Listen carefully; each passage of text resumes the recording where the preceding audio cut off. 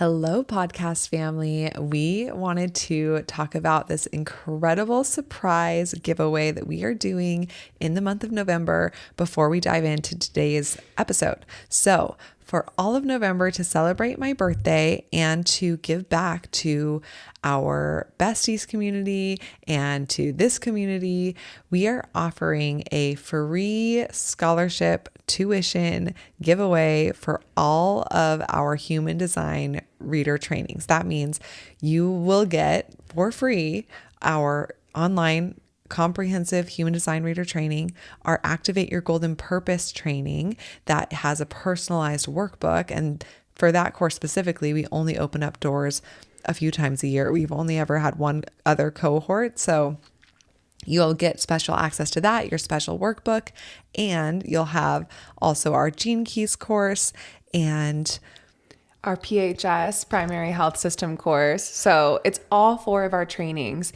And part of this is inspired by the fact that so many people have been wanting to learn more and more about human design and weave it into their work or working with their clients or working with their family and friends or even becoming a human design reader. And so we've been thinking about how we can provide our trainings with a scholarship. And we decided to go big this month to really celebrate, to spread the love. So we're doing a full scholarship for all 4 of those trainings on human design and Gene Keys. We're really excited about it. And the only thing that you need to do to enter to win this giveaway is to enter into our Human Design Besties membership during the month of November. So for everyone who's already a Human Design Besties member, you will automatically be entered into this giveaway. And for anyone listening that wants to enter in for a chance to win, all you need to do is join Besties at any time in the month of November. We are meeting twice this month online, live in Besties, which is going to be really fun. We're doing a live Q&A and a live ceremony. And these are such incredibly healing and fun spaces to connect, to get mentorship. If you haven't met Shayna and I yet, we'd love to see you there. We'd love to hear your questions and share space together. Or if we have met in a reading before or a training, but we haven't seen each other in a long time, it's just such an amazing space to gather together. Plus, in your Human Design Besties, our membership, we have a huge library of human design mini courses, bite-sized pieces of human design where you can go deeper. We have a library of tappings and guided meditations. It's a really special space. So by just joining for 1 month, you will enter in for this chance to win this full scholarship. yes, and it really is a win-win situation. Like you're getting to learn all of the content in Besties and you're entering to win for free. So it's an amazing opportunity. If you've been on the fence of joining Besties, now is the time to join. And honestly, like I probably shouldn't say this, but you could just join Besties and cancel right away and you'd still have access for a whole month from the day that you joined. And it's not like some way to loop you into our membership. Like genuinely, we want to give back to our besties. We want you to have the opportunity to take all of the human design trainings that we offer.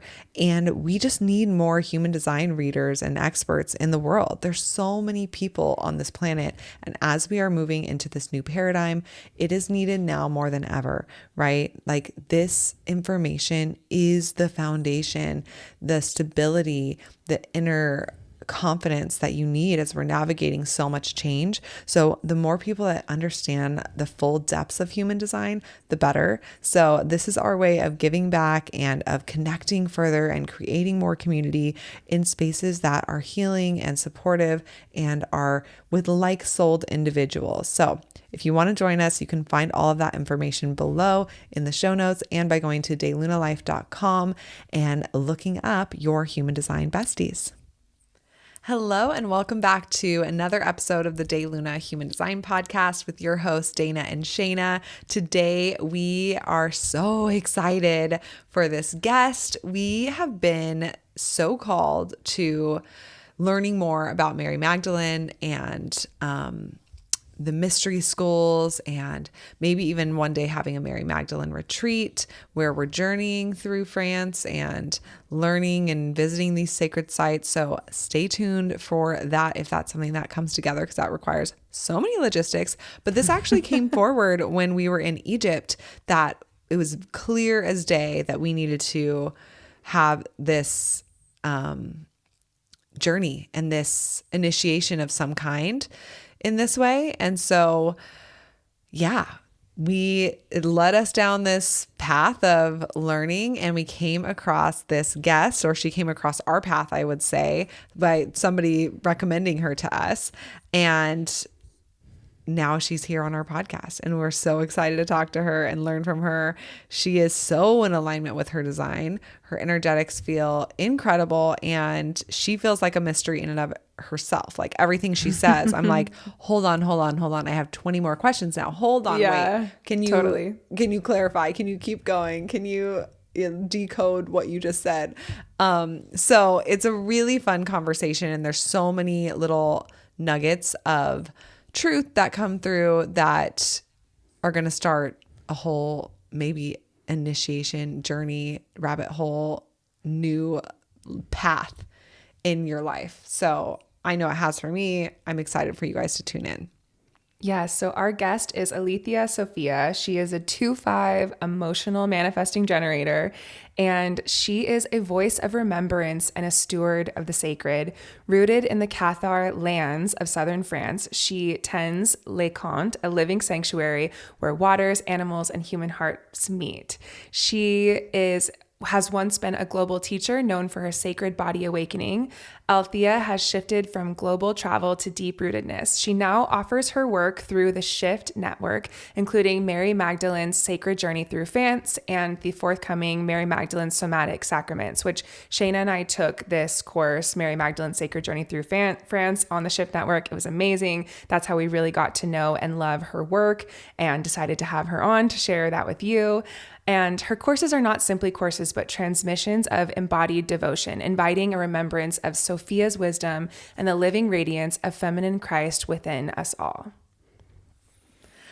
Oh my goodness. We are so excited to have you on the podcast.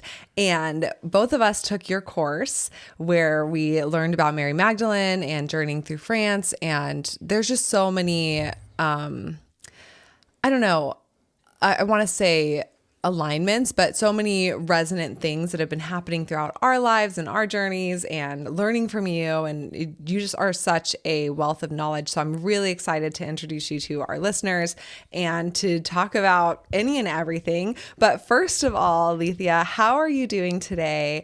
And yeah, I guess what's currently present in your world right now?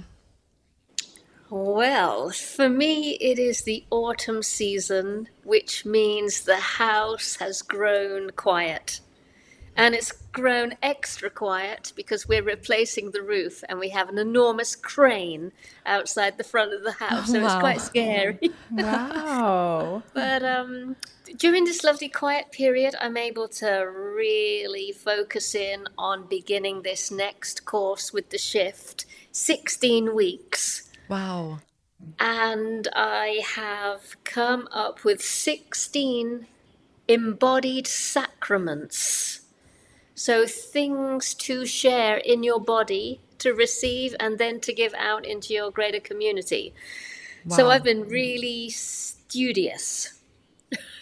That is incredible. Honestly, I think that what we loved the most about learning from you was the embodiment piece and the integration, and seeing how that ripples out into, like you're saying, into your community, into all of your relationships, into your consciousness, and just the frequency that you give out. So I love that there's the always bringing it back into empowerment within your own body and your own vessel, and using that divine feminine and masculine, regardless of, your gender or how you were born or anything like that, but really embracing both of those sides within you.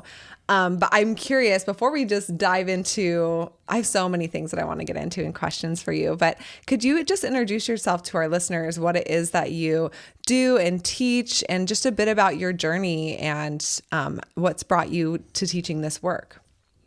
Yes, okay. Aletheia Sophia, but have also been known as Aletheia Sophia. And I still continue to write under that name. I think I changed from Anaya to Aletheia because it mapped my stage as a woman. So before menopause, Anaya, bouncing around, full of Shakti, being quite flirtatious. After menopause, a lot calmer, a lot more sitting in my quiet center. And of course, shifting over to Aletheia, which is an ancient Greek word for a soft but revealing truth. I have been described as a storyteller, which I definitely am, thanks to my dad, Irish storytelling father. What else? Oh, yes, sacred body awakening. So lots of embodied pieces, lots of somatic temple work. Absolutely into Mary Magdalene, Martha, all the Marys, all the disciples, early Christ teachings. Not so into religion. Definitely prefer things before they got classified as religious. And I think my favorite pastime is to delve into that time, give it a little clean, represent it to our community here and now with our language, our kind of imagination and consciousness. And it seems to be going very well. And I live in the French Pyrenees right next to Château de Montségur, which is the Cathar heartland. Wow. Yes, I love it. What brought you to that location, to living there? Was it because of Mary Magdalene and the stories and the history of that land? Or was it moving to that land that brought you into more deeply connecting with that lineage? Yeah, I feel it was Mary Magdalene drawing me, but I didn't know it. So it was the 90s. Wow. There was no internet. I stepped in very quickly to teach a yoga retreat because the classified teacher was unwell and someone had to step in quickly. So here I coming over from England, my neighboring country, and within a few days, sniffing around, going, what's going on? There's something else here than a yoga retreat. And within a few days, the cat jumps out of the bag. And I start realizing Mary Magdalene has been to this region. Centuries later, her message has grown and grown and grown and got coined Catharism by the Church of Rome, and that her descendants are here, and there are places dedicated to her. So that was it. I just ditched my yoga clothes and donned my robe. I love it. Yes. And as I said, no internet, no GPS, no Google Maps. It was all compass and map reading, a little pencil behind the ear, and, trying to figure out reading the land, having to read the land because there's no digital companion. Wow. You're on foot and you're hoping you're going to find this place.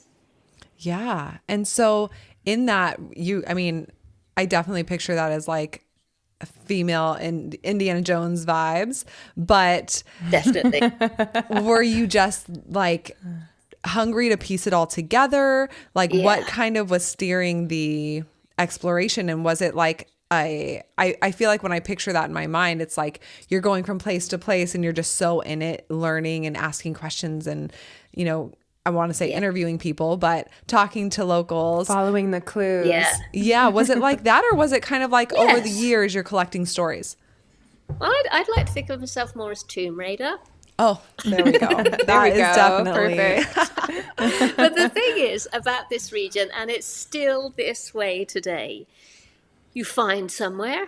So let's just say you find the Mary Magdalene cave at Rennes-le-Château. You go there. There's someone there. And they tell you about Mount Bugarash, which is just down the road. So a few days later, you go to Mount Bugarash, and there's someone there. Wow. And they tell you about the old mystery school at Alabaster. And you go there, and there's someone there. It's just like that, dominoes. Wow. One so thing cool. leads to the other, and there can be events that stop you reaching these places, and I think that's down to timing. And if you push against it, you won't meet that mysterious person who's waiting for you. But if it's graceful, you're going to meet someone at that site who'll tell you about the next one. Wow. I have chills as you're sharing that, just because I just moved to Europe and I'm starting in Spain, but I'm just so drawn to France. I'm so drawn to Mary Magdalene. And I feel so many people are, especially like with our ability to communicate with so many people all over the world. It's becoming more clear how many people are called to learning, right? And so I'm just so called to go to the south of France and to explore and see what I bump into. And I have no idea why, like what is calling me there or what I'm gonna, find or learn. But I now am creating, upheavaled. I don't think that's a word, but I upheavaled. The great word. Yeah, my whole life to come to Europe and explore. Yes. And I have a 1-year-old. And so we're going to France in 2 months. We're going to be here and then Italy, but it just feels really exciting hearing you share. Like there's just that, and I don't know if those people who are there that you run into are just part of that lineage or part of that magic or why they're there, but that feels so exciting. I'm sure everyone listening who's called to the same area is like, okay, how I'm feeling the call. Let me book my ticket. Let me just go explore and see for myself. There's definitely places in Spain. Oh, really? Let me just tell you about Annie Williams' book, The Path of the Dragon.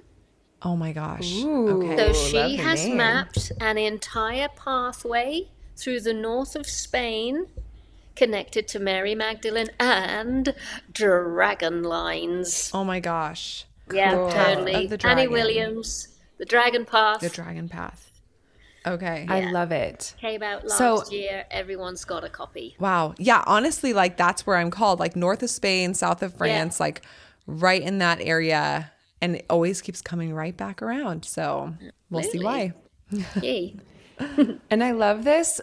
Hearing your story, I think so many of us can resonate with getting these like sacred, divine, graceful clues that they just drop in. And maybe it's a physical location, but for me, a lot of my clues, coming from the divine towards this work or learning about this work have been a long time coming. It starts in a meditation or breath work, and you see this vision of being in this, cave-like temple with these women with hoods on, and they hand you a rose, and it's like, what was that about? And, you sit with it for a couple years.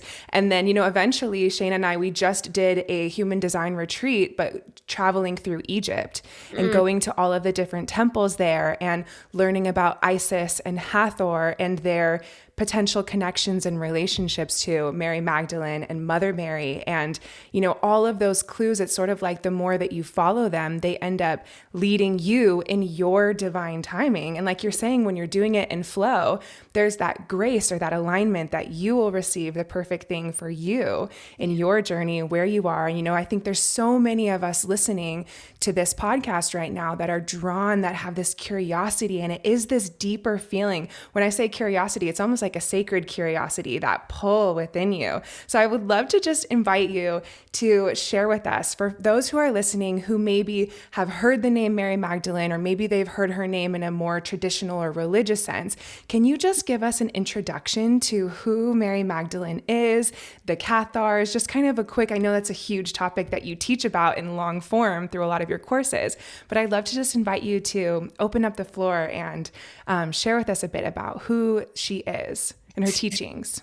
Righty. Well, Mary Magdalene, for me, we really get to meet Mary Magdalene when she comes to France. Now, it's a very high contender that she came to France, to the south of France, Sainte-Marie-de-la-Mer, with her brother, with her sister, with a handful of others. And I guess at a certain point she said to herself, or maybe in council, she realized, right, we need to do this again. Whatever my beloved was up to in the Holy Land, she now realizes it doesn't end there. oh my God, literally, you can say that. It continues on through me. And now I am being invited to express my deepest feminine transmission of what we call the Christed mystery or the Christed teachings. And he has ordained me. He has said, yes, go forth and deliver, my lady. I don't know whether this is true what I'm about to say, but from the local stories, it seems to me very obviously that Mary Magdalene made an alliance with nature. She shook hands, so to speak, with the spirit of water. She shook hands, so to speak, with the spirit of hidden and dark places, caves. She shook hands with the spirit of the forest, pathways. And the natural world just opened up and took her in. And that is why we are absolutely going berserk in the south of France and the north of Spain. Because we are also imbued with this spirit, this natural alliance that was made, and we're showing up with these codes, with these resonances, and the caves and the paths and the waters are saying, hello, I recognize you, let me open up and show you what I've been keeping. Wow. Now, I've gone on pilgrimage in the Holy Land. It's quieter. Energetically, in the natural world, it's quieter, but the light is off the charts. Where is Yes. Mary Magdalene, Saint Baum, the forest you have to walk through to reach the cave? The caves in this region, the baptismal sites, you go there and you're like that, oh my God, I think I must have taken something. The whole thing is psychedelic when you're in the spirit. But if you're a tourist and you're just going to like turn up at the Fountain of Love, you'll probably go, oh, this is a nice place to have a swim, and that will be that. But if you are a Magdalene or in the Rose lineage, and you've done your prayers and you've done your transmissions and you've read your books and you're being drawn by the flow, as you say, you will turn up there and you will think you've just stepped into heaven because you have. Wow. Wow. I Spirit is have, strong this evening.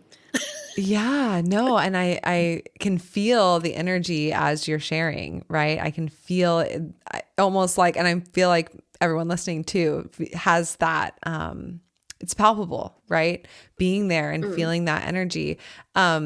You said that she had that relationship with nature and it opened up for her. I'm curious what that looks like in terms of her teachings. And I feel like there's so many, it's hard to get knowledge or information on her teachings. And I think that she also, with the religious side has a completely different history or erasure. History's been erased or rewritten. But I'm curious what you want to add to that or what you would maybe want to share about that. I feel it was Sarah Lacali, the Romany gypsy oracle priestess at Sainte Marie de la Mer, who had a vision, a dream vision of them turning up. And so she waded into the sea after waking up from her prophetic dream and finding the Holy Family on a raft, on a boat. I believe it was her Romany, Ethiopian, Celtic, something or other, who had the lay of the land. This is something that popped in the other day. So in British speak, we would meet one another and go, hey, what's the lay of the land? Meaning, what's up? What's going on? But I'm saying ley, L-E-Y, ley line. So Sarah Lakali had the lay of the land. She knew the energetic pathways of the land. She knew that Ren-Laban, which is a Mary Magdalene site, was originally a huge Celtic precinct, not even temple, precinct, temple upon temple upon temple. And I think it's that Romany bloodline that just sort of knows how to unlock that temple, how to enter that temple, speak to the guardians, and say, I am here to evangelize something that is not native. It's not from this land. I am bringing this from elsewhere. It's not even, it's celestial. This is a celestial transmission I am bringing. My beloved went first in the Middle East, but I am here in European soil. Please help me. Please assist me. Please widen the bandwidth, further the transmission. Beautiful. And it was just a good fit. It was just a yes, a hand in glove. Yes, we fit. Wow. And I'm curious, this is a random question, but I'm curious, there's a lot of people who've maybe talked about Jesus and Mary Magdalene, going to Egypt to study in the mystery schools there and, learning together and then, going and then his, passing or ascension, or I don't know what you would want to call that, but, and then Mary going on and teaching from that. Is that something that you feel like from your studies or experiences that resonates? No, I think I'm more old-fashioned. So I was brought up with the traditional story of Jesus and the crucifixion and the passion and all of that grungy stuff. And yes, he died, and yes, he resurrected in his light body. There's loads of tales here saying that Mary Magdalene and Jesus were here together. I would love to say I go along with that. But when I consult my heart, nope. It was just Mary. It was just Mary and her disciples, male and female. So I'm definitely not one of those folks that go, oh, Mary Magdalene only had female disciples. No, because we know from some, what would it be, notes that were taken, Peter, when in Rome, he sent forth 2 disciples to Gaul, to ancient France, to try and stop what Mary Magdalene was up to. So word had reached him, Mary Magdalene's in France. She's starting up her more mystical ministry. Oh my God, that woman is there doing her thing. And Peter sent 2 fellow disciples to try and course correct her back to a more dogmatic path, perhaps. But those folks joined Mary. They just came here and went, oh my God, this is beautiful. This is lovely. We're just going to stay here and join with the spirit that is so obviously with her.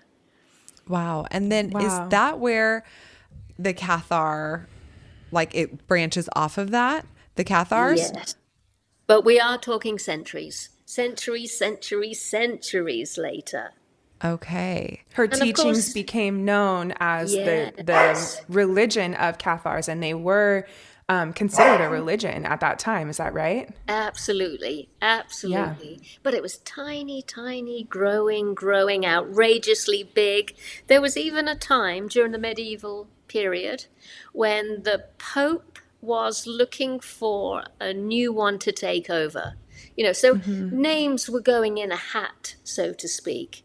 There was a Cathar bishop, Gilbert de Cast. He was this amazing, white-haired, blue-eyed old fellow who was just like leading this Cathar faith. his name went in the hat. That's So that amazing. shows you how massive it has become. It is now running parallel with the Church of Rome and is equally as popular. Wow. Yeah. I had never heard of the Cathars until taking your course on the Same. Shift Network Wow. about Yeah. Mary Magdalene.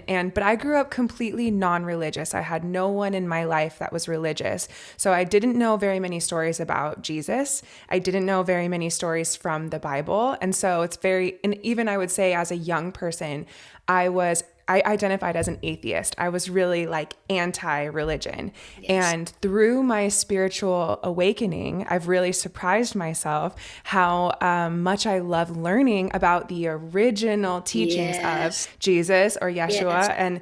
And it's been healing for me to find such profound truth and resonance and light and those cosmic codes, and even, the things that you feel in your body, those codes awakening within you, memories, I like to say. Yes. It's been a really healing journey for me because it brings this whole rich history that I had really closed myself off from because I associated it with oppression connected to religion or strict, religions. Yes. And I think it's really healing for us to be learning about these forms of truth. And I think it's really interesting that right now it's having such a powerful resurgence. And Yes. even what you were talking about when you first moved to the south of France and there was no internet, there was no smartphone, you were on a map.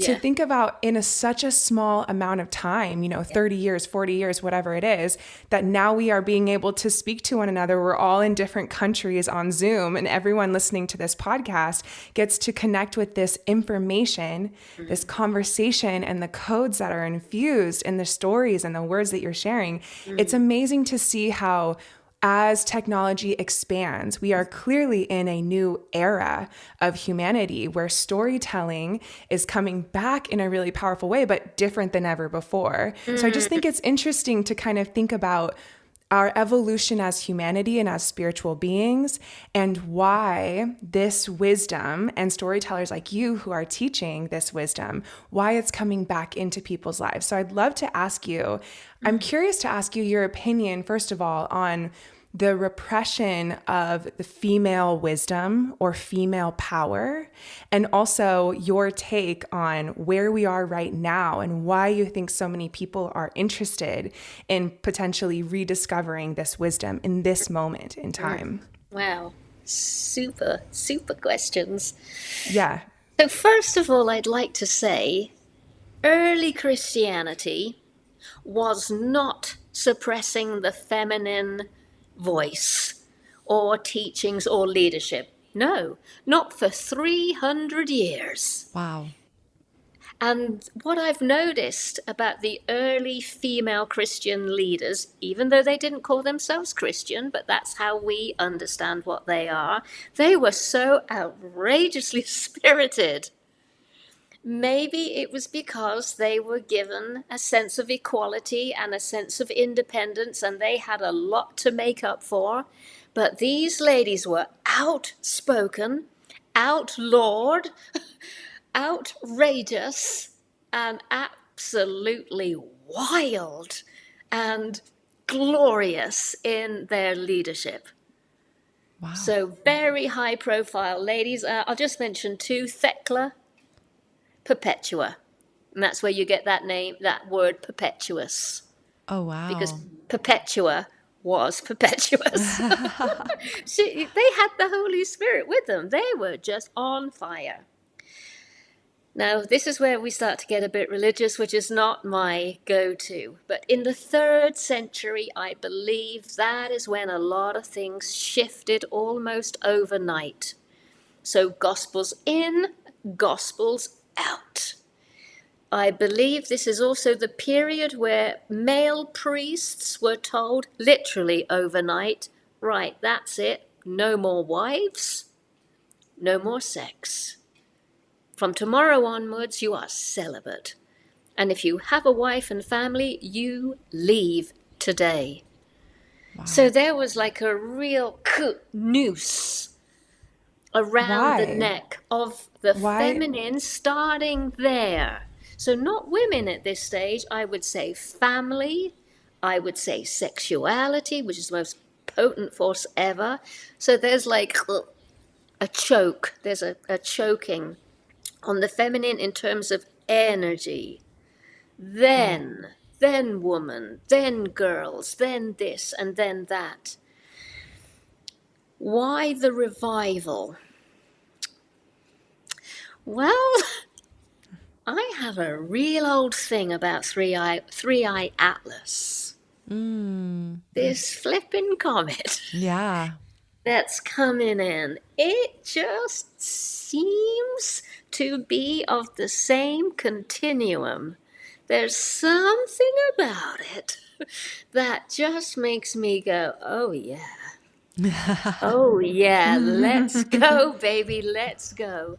Um, and this is where the water piece comes in. This comet is not going to get anywhere near to us. It's not really close. But what is interesting is it's interstellar. It's coming from outside of our known universe, solar system, cosmos, galaxy. So it's something new. And whenever something new is around, I get very, very excited. It's giving off a lot of water vapors. It's got a tail that's doing unusual things. So folks who study comets are very excited by the behavior of this one. It is completely out of the box.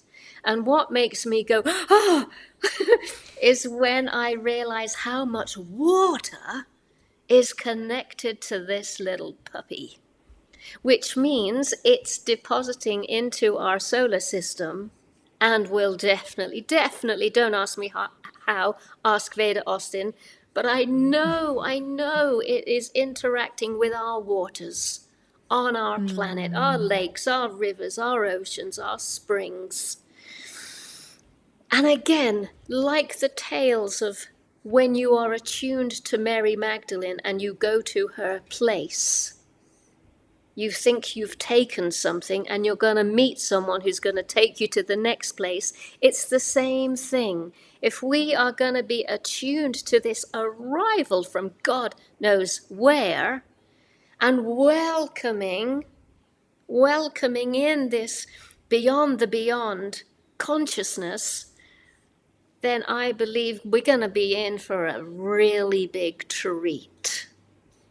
Wow, that is Don't ask me exciting to how. hear you.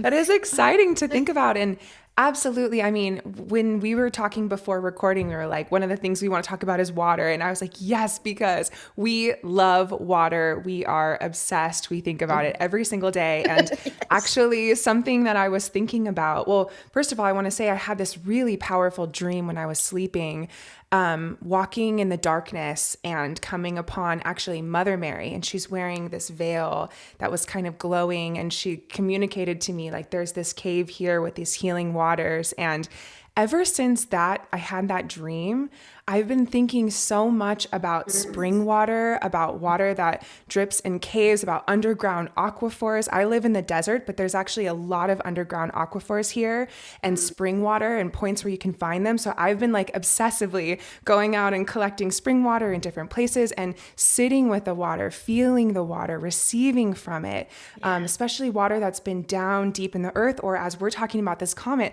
water that's been out in the universe that is ancient, so much more ancient than anything else we've connected with. I mean, I just think it's such a sacred and profound source of our wisdom that we can connect with. And it brought me to thinking about Mother Mary and Mary Magdalene, the name Mary. Why do they both have this name? Is it a coincidence? Is there something connected to the name? And upon more research, thinking about Mar in Mary being connected to the sea and being connected to water, I don't know any more than that, but I've just thought about how these divine female teachers and presence in our world and in these wisdom codes and their connection to water. So I'm just kind of curious to ask you, What is your take on water, specifically in connection to these incredible female teachers and guides and divine beings? Well, I'd like to bring in a little bit of Aramaic. So, in the language that Jesus and Mary spoke, Aramaic, the word Maria means light. So all you have to do is speed it up. Maria, Maria, Maria, Maria, Maria, Maria, Mary. So it means light. The Okay, Aramaic interesting. word for water is Mayra. Mayra. So we're in that same sound again. Yeah, similar sounds. What I have going on here in the south of France is I'm doing my Tomb Raider thing again, searching out the baptismal sites of Mary Magdalene, Wow. which means A, she may well have been here. B, she may well have baptized here. C, the ritual, the rite of the five seals, the ancient baptismal ceremony is now here. D, water holds memory. What am I on? E? E. And on and on and on and on. Wow. So again, it's like being a key. We are crafting ourselves as a key because these places are locked, but that doesn't mean we're being told to keep out. They are locked for good reason. I would say it's to do with timing. It's to do with resonance. And when our key fits the lock, things open. I can see that there's a huge revival running alongside the revival of the sacred feminine, and that is the revival of water. Veda Austin has some great reasons as to why.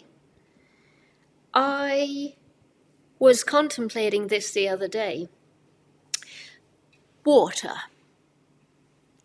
Half of it is in our world, as a spring, as a well, as an ocean, as a lake.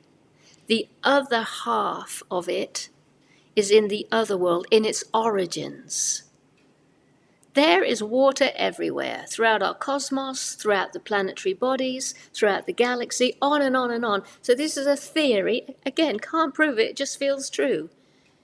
But it really changes the old grey matter. So I'm saying to myself, water is the veil? Is that what you're saying, beloved Sophia, beloved Lady of Wisdom? Is that what you're saying? Water is the veil? We've heard of the veil, something that separates spirit from matter. Are you trying to tell me that on one side of the veil, which is something I'm used to a veil, like yourselves no doubt, that this wet substance that we drink, that is one side of the veil, and the other side of water, which we can't reach yet because we're in the human body, the other side is in its origins, and water is the veil? And my little Holy Sophia is going, mm-hmm. Wow. And I'm like, oh, this is going to take hundreds of years to contemplate. And she's like, very nice. Oh my goodness. That is so fascinating. I've never even thought of that. I'm like, yeah, it's going to take hundreds of years to contemplate. And it's just so amazing listening to you share, because when we're looking at your human design chart, just to kind of switch into that for a moment, you have this channel, which your channels are your gifts. You have this gift all around, breaking down or diving into the confusion, diving into these abstract things that don't have one answer, but that there is, they're just so incredibly complex, and pulling out realizations, pulling out ahas, and then specifically storytelling and sharing them through storytelling. So we see people who have this, who like do TED Talks, for example, but this energy, it's really about like diving into the abstract, the unknown, the mysteries, the unknowable, and pulling out truth, pulling out wisdom, pulling out realizations and ahas, right? And so it's just so beautiful hearing you do that in real time here, seeing this gift come forward so much. And, you know, the other huge channel that you have is about, it's the channel of transitoriness, helping people transit whatever it is that they're going through, like moving forward through storytelling, through talking about experiences to bring forth transformation, to help people move from point A to point B through a story that they can relate to, that they can understand themselves better through. And so it's just so beautiful looking at your gifts and seeing, you know, the work that you've been drawn towards, but just seeing how it's just so energetically aligned. The other two gifts that you have are all about the body, sexuality, trusting yourself, listening to your body. It's the channel of mating.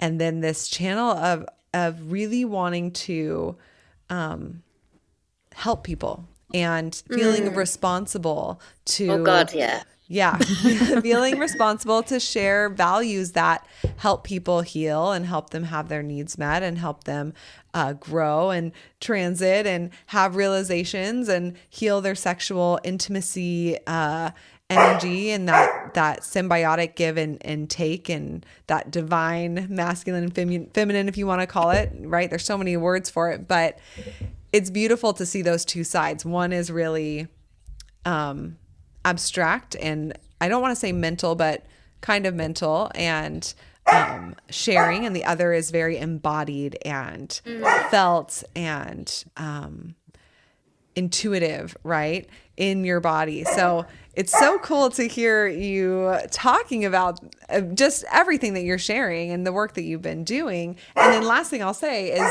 for everyone listening, your cross of incarnation is the right angle cross of the vessel of love. And this vessel of love, I mean, vessel of love people are, first of all, like, I want to say this is that rose lineage energy of love for all of humanity, all beings, all of our diversity, all of our differences, but sharing love as the main frequency within everything. And love is one of those abstract things, right? It's so big. Like, we're all so used to the word love that it almost like has lost its meaning. But when you really dive into it, it's so much more than it seems, right? Like, you can be a tourist with that word, or you can be really diving into the fullness of it and breaking it down and understanding its frequency. But yeah, I'm just curious how that lands for you, hearing that you're a vessel of love and that you are this realization, abstract transit guide, I want to say, and so embodied in that way. First of all, can you hear my dog barking? Yeah, but it's okay. I feel like they're like, hell yeah, chiming in. Yeah, like, that sounds right to me. The hype crew. She'll be quiet for a few more minutes. So what I picked up from your description is, yes, I am a bit of a boffin. I'm a bit of a scientist. I love to get in and dissect, pull things apart. Somatic, the body, absolutely. Absolutely. Responsibility, yes, I have a huge and sometimes way too heavy sense of responsibility. I mean, in the astrology, I'm a Capricorn. I got loads of Saturn everywhere. So there's part of me that like really loves it. I actually love it. Yeah. but it can be heavy. It can be heavy. Yeah. Yes. Vessel of love. Fabulous. So beautiful. Yay. Yeah. I love it. Can I give you another little water nugget? Please do. I know Yes. you know Never this. stop. I know you know this, but it's worth mentioning. We're in 70% water, body, Right. so we're actually in it. But the eye is 90% water. Wow. The eyeball and all of its like optic nerve and all of that business, that is 90%.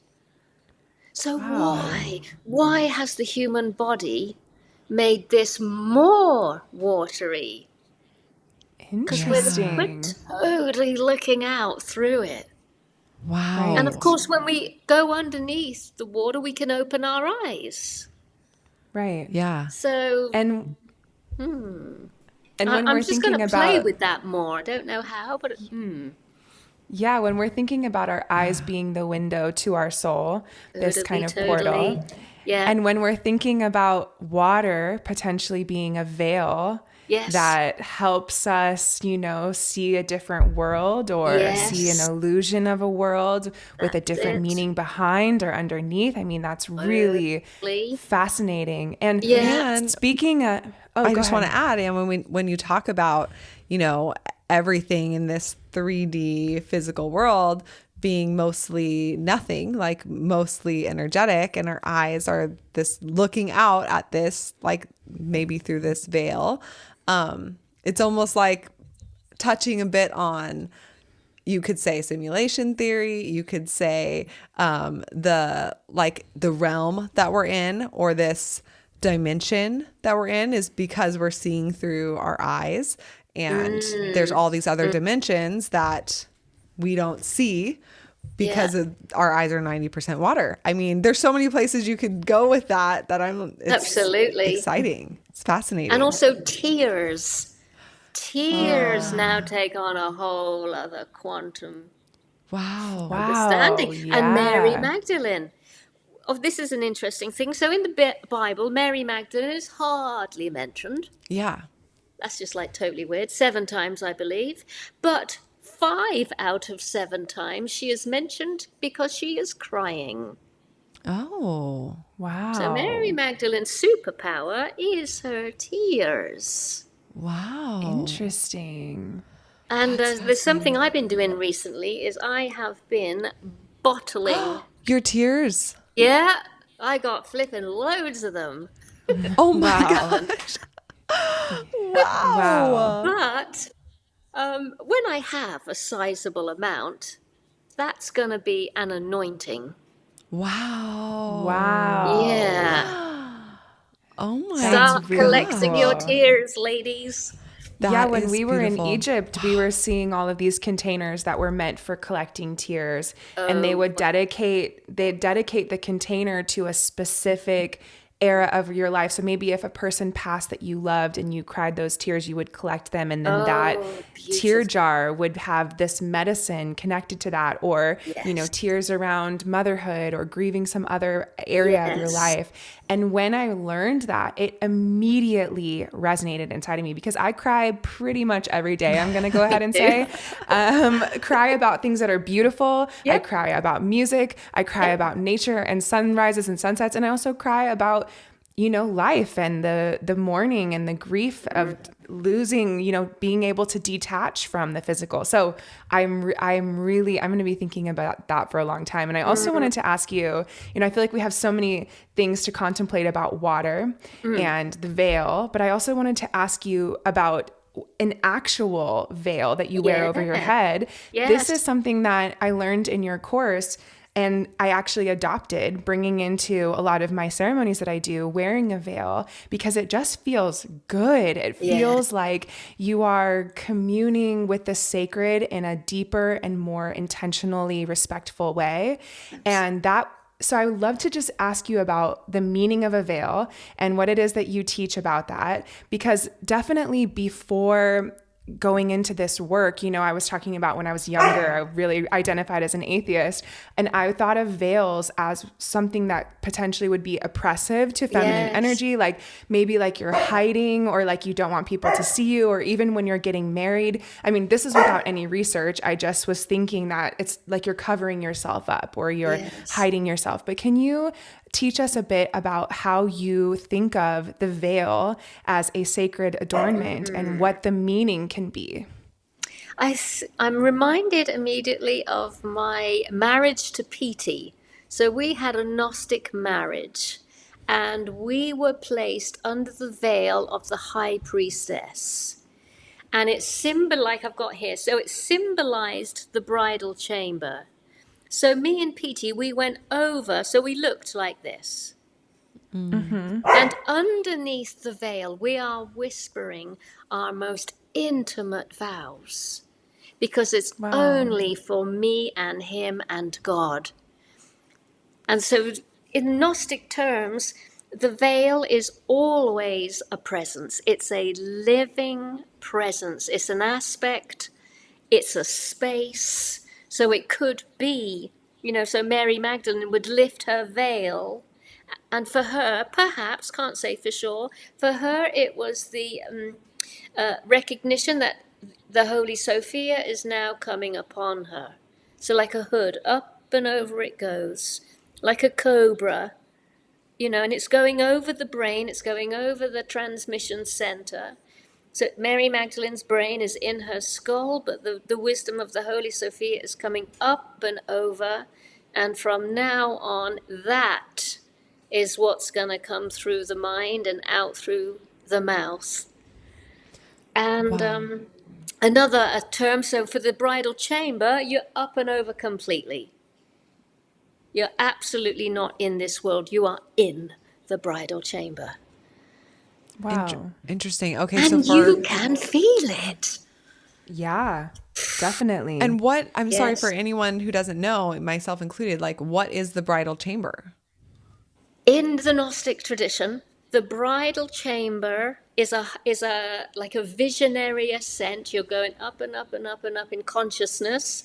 You enter the bridal chamber where your spiritual twin is waiting for you to Yes. touch your spiritual twin, which you cannot help but do. To touch him or her is to become one.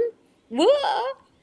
Upon which you will then get the real Eucharist. So this Eucharist we get down on earth, apparently it's because we have sinned.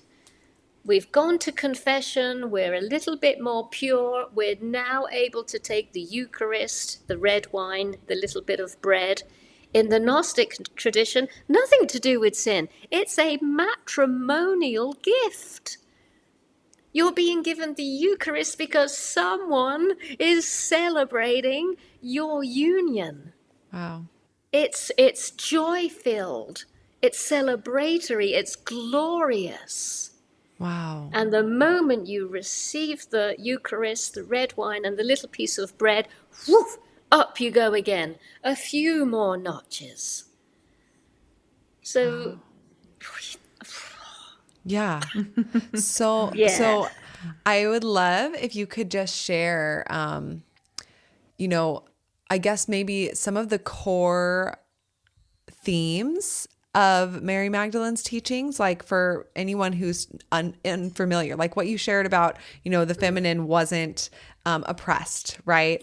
Yeah. In these teachings, like learning about, maybe the rite of the five seals or the baptism where you're receiving, like going to the bridal chamber, like what are the core themes, like if you had to say, like the main ones that are maybe different than what people necessarily think when they think of Christianity or associating Mary Magdalene with Jesus, things like that.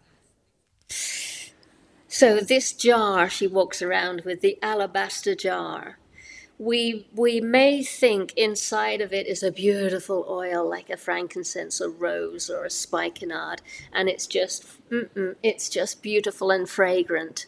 No, what she is carrying is a resurrectory elixir. She is carrying the power to bring you back to life. So Wow. that is something we as ladies, as mortal women, we can contemplate.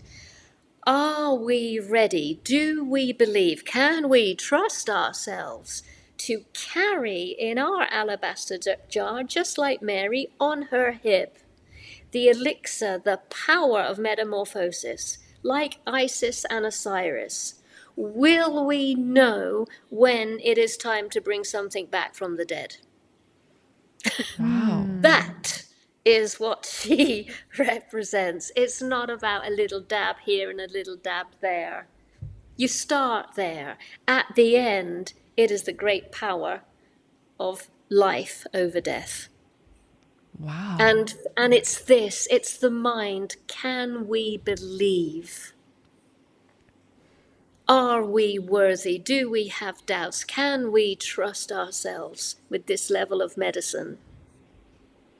And I really believe she is saying, yes, daughters, yes, sisters, you can. Join me. I had to go through this process. Join me with these things I want to hand down to you, heirlooms, family heirlooms. She wants to hand it down to us. Wow. Wow. Okay. I'm like, that was not the answer I was expecting. Yeah.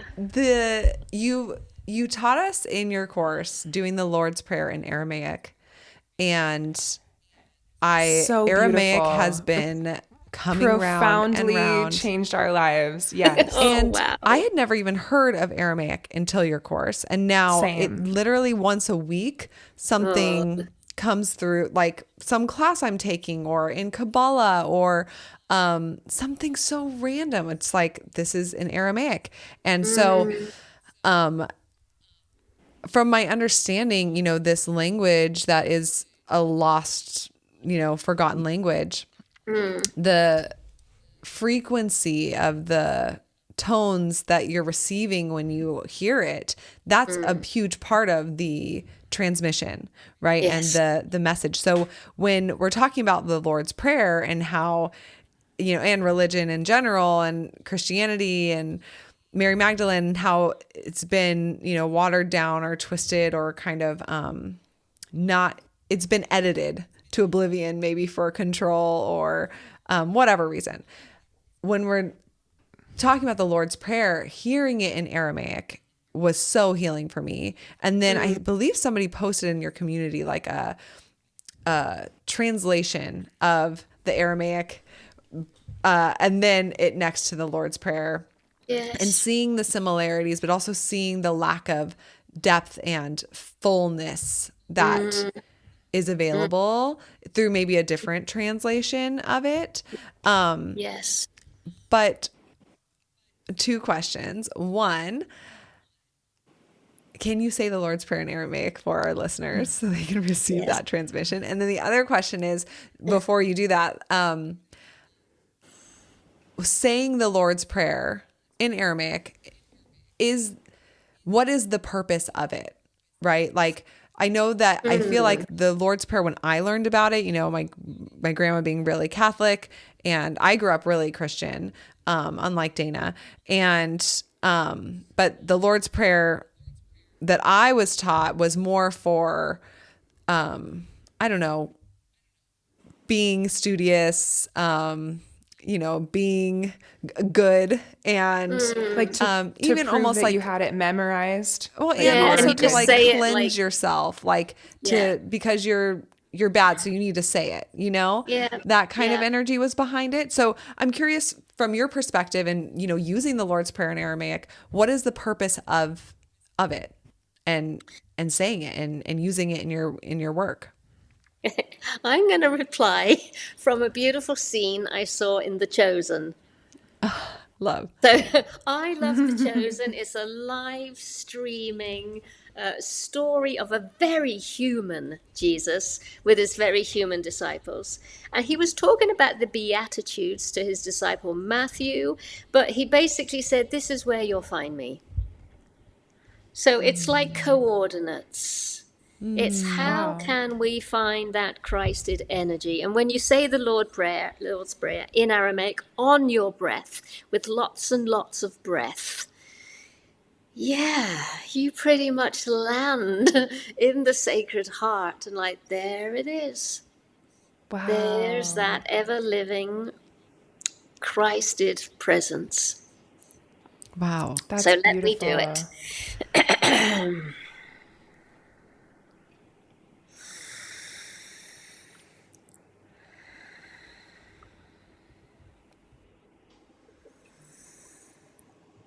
Abunda Boshmaya. Nikada Shashamach. Tete Malkuta. Nehwe Seviana. Kananda Boshmaya Obarcha. How long Lachman? Yesun Kanan Yomana. Wash Waklan Haubain Waktachain.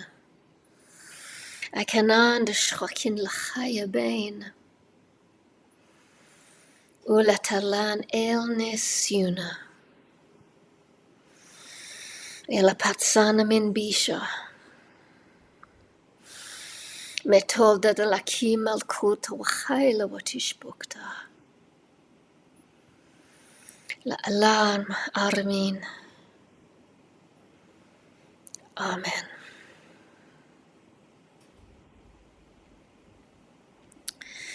And there we are, folks, just in it. All my little hairs everywhere. Up, up, up, up, up. Wow. In it. Here's in a it. tear. Catch it, catch it. Yeah. Yeah, give a bottle anywhere around you. Oh. Wow. So beautiful. I almost want to read maybe afterwards the translation that was offered that I've saved. I have it like on my nightstand because it's so much deeper than, but you can feel it when you say it, right? And so then it's interesting, we say with human design, we're giving languaging to something that is felt, and we're just doing our best to put language to it so our minds can understand it, but you don't really need that because it's energetic, right? It's felt. And I feel that same way with this, where you feel that energetics, and that other, translation is offering that languaging to try to capture the essence, but just hearing you say that, you can feel it, like you're saying, all the hairs, and so it's so beautiful. So beautiful. Yes. Thank you so much for sharing that with us and for everyone listening. I feel really grateful that we got to have you on today and to share your wisdom, to share that. I mean, it was really like a dream in our hearts to have you on and to have you share that. So we feel really grateful. And, some of the themes that we talked about today are so big. I think everyone listening is going to sit with them for a long time. I mean, The start of like 20 different rabbit holes. like being empowered around life and death and having a different sacred relationship to that. The power of water.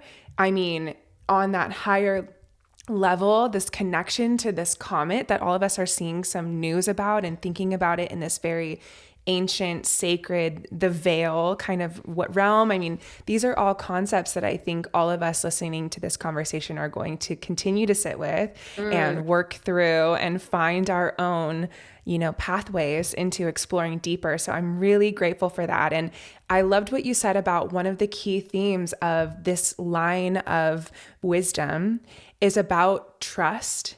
It's about believing. And I think that is so powerful and something that I absolutely adore about the way that you teach. I love that you say, I don't know if this is true or not, but it feels right to me.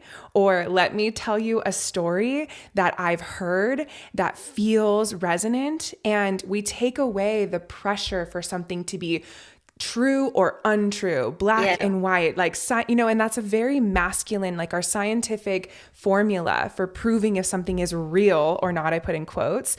It's so cut and dry, and it takes away our intuition, our imagination, our belief, our trust. And those are sacred pathways back into healing the divine feminine and recalling this divine feminine wisdom and power that I think is wanting to come through the world. So I adore the way that you teach. I just love the languaging that you use. I love the storytelling that you use.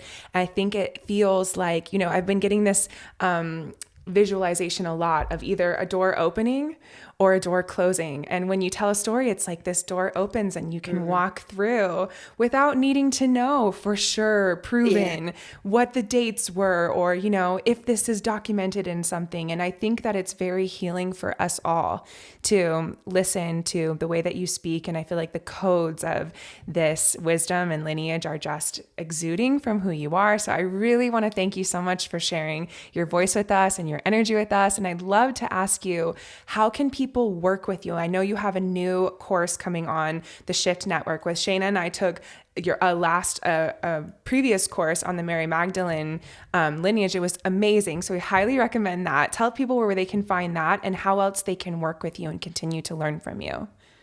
Well, yes, the shiftnetwork.com, I believe. You'll find me there. It's 16 weeks, so that's a big one. So folks at the beginning might be like, let's just try something more petite, more small. You could come to my website, Aletheia Sophia.com, where you'll find all sorts of things like little transmissions, little storytelling sessions. I'm quite active on Facebook and Instagram with posts and, real life sharings of what's going on here in the Magdalene Cathar corner of southern France. So yeah, I'm here. You'll find me. Amazing. Yeah. And I'm curious, I know that you have in-person offerings as well, right? There in France. And do you lead in-person retreats? What do you do in person if anybody wanted to journey their way asking for a friend? Well, we have a place called Le Conte, which is kind of like a Magdalene Hogwarts. So obsessed. Cool. Immediately obsessed. It has its own spring. That's why I've got into water. There is water everywhere. Wow. There's 7 springs. There's a river. It's like a boat, actually. So yes, I do a lot of in-person stuff there, and it's a bed and breakfast. It's not a spiritual retreat center. That would be the most obvious and easiest thing in the world. Just make it up and be a retreat center. But no, we keep it as a bed and breakfast so that folks can just innocently walk in and go, what on earth is this place? And they get to meet all this energy and people that they wouldn't have otherwise. Wow. So it's very affordable to be here, and spontaneous and mysterious things happen just like that. Wow. Just back from the day when I was Tomb Raider. That's incredible. And also I invite like-minded folks to also do their retreats and gatherings here. Yeah, that might be. So it's not just about me and what I'm up to. It's like all of us. There's a little chapel here, Notre Dame de Sophia. There's many water holes for the baptismal rites. So it's like, if this is your thing, come on down to one of the most potent places on the planet in terms of feminine energy. Wow. And we will host you. I will serve you. So beautiful. Well, I'm definitely coming to visit. With my husband and my baby, if that's okay. Yes, please. And yeah, we have retreats all over the world, and we just are in the baby beginnings of planning our next one. So I just know that we're drawn there. It's interesting. My astrocartography, I'll keep this short, but my astrocartography says in that very specific region that I will meet unusual people who will change the course of my life. And I'm like, I've been so drawn there. I know I was like looking all over, my astrocartography, and I was like, what's in this area? And I was shocked to see that was the energy there for me. So yes, I will be visiting, and I'm sure so many of our listeners are just like hungry for more information. So check out your course on the Shift Network. Your website will link everything below so they can see how they can work with you further. And I'm just really grateful that you've shown up, giving your purpose and channeling, sharing, teaching. It's just so incredibly needed, and we're really grateful.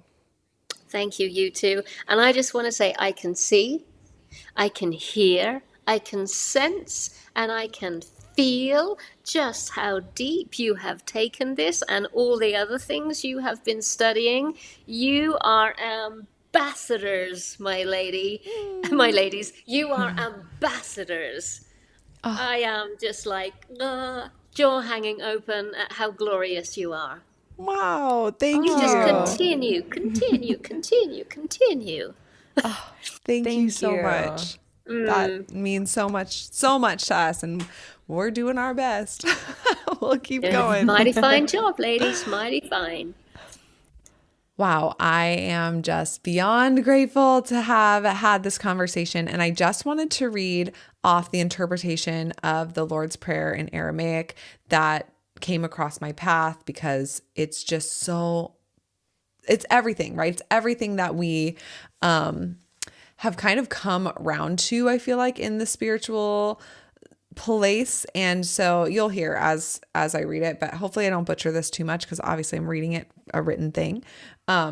So this closer interpretation says, O birther, father and mother who is everywhere, you birth all things in unity. You're one light, breath, and vibration within all you've given life. We clear holy space around your name within. Let it be the center on which our life turns. With our natural vibration raising to your tone, we awaken the world to its higher vibration of oneness and love, as our arms reach out to embrace all of your creation. As we find your love in ours, you awaken a divine cooperation within. From many selves, one voice, one will moving in harmony with yours as stars and planets dance through the sky. Grow through us this moment's bread and insight. Loose the cords of mistakes binding us as we release the strands we hold of others' guilt. Do not let the surface things of this life take us away from our purpose, but keep us present to help needed now. With our vibration raised through love, you raise up every peaceful intuition and all power to do. May this inner truth be the ground from which all our actions grow. Like, yes, that is a full body, spirit, soul. Yes. Right? If I had been taught that in church or from anyone, like, that is the prayer I want to say every day and every night. That is the frequency from which I want to move through. And I think it is so incredibly fascinating that that is the basis, right? From the intended frequency through these healers and teachers that have changed the world because it's so powerfully true. And then, of course, telephone and all the things twisting it and diluting it and everything like that. But coming back to this and listening to that Lord's Prayer in Aramaic, connecting with that oneness frequency and that purity of that message, I just feel it's a big part of my daily spiritual practice. And I'm so grateful that it's come through now in this time, and that I chose this time to be able to connect with it, right? Versus maybe, 20 years ago or 30 years ago even, where it was a lot less available. So hopefully that resonated for you and maybe, sparked something within. And we're going to let you go. I feel like we're on a phone call, but we're going to let you go. Enjoy the rest of your day. As always, you know where you can find us, daylunalife.com, at DayLuna on Instagram. And we hope that you just have a blessed, expansive, present rest of your day. Thank you for tuning in with us today. If you like this video, be sure to like and subscribe to follow along and learn more about human design.